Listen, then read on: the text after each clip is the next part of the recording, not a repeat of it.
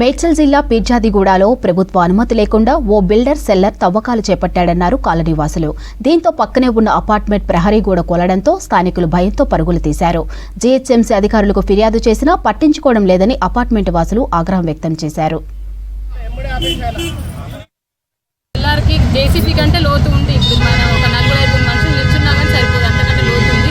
మాకు జాగా ఉంది, దాని పక్కన 3 ఫీట్ల జాగా ఇచ్చిపెట్టినా కానీ ఆ ప్లేస్ కూడా ఆక్యుపై చేసుకొని మొత్తం గోడతో సహా తీశారు. ఇవాళ దాన్ని ఏమంటారు, అది జేసీబీ కాకుండా ఇంకో పెద్దది ఉంటుంది కదా, ఆ అటాచ్ వచ్చింది. ఆ అటాచ్ వచ్చి దాన్ని లేయడం వల్ల అది గోడ ఊలిపోయింది. మా వాచ్మెన్ అక్కడే పని చేసుకుంటుంది. రోజు అయితే పాపతో కూర్చోబెట్టుకొని చేసుకుంటుంది. ఇవాళ ఒక్కతే చేసుకోవడం వల్ల ఆ పాప లేకపోవడం కూడా ఒక ప్లస్ అయింది. ఆమెకేమైనా అయినా మాకేమైనా పరిస్థితి ఏంది? ఇప్పుడు మట్టి మొత్తం పోయింది.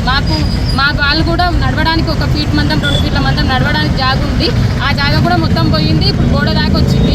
మున్సిపల్ కమిషనర్ కూడా 23 కంప్లైంట్ ఇచ్చాము. మాకు బాగా ప్రాబ్లం అవుతుంది. Day and night 2 o'clock 3 o'clock వరకు కూడా కన్స్ట్రక్షన్ చేస్తున్నారు. సెల్లార్ పర్మిషన్ లేదు, సెల్లార్ కడుతున్నారు.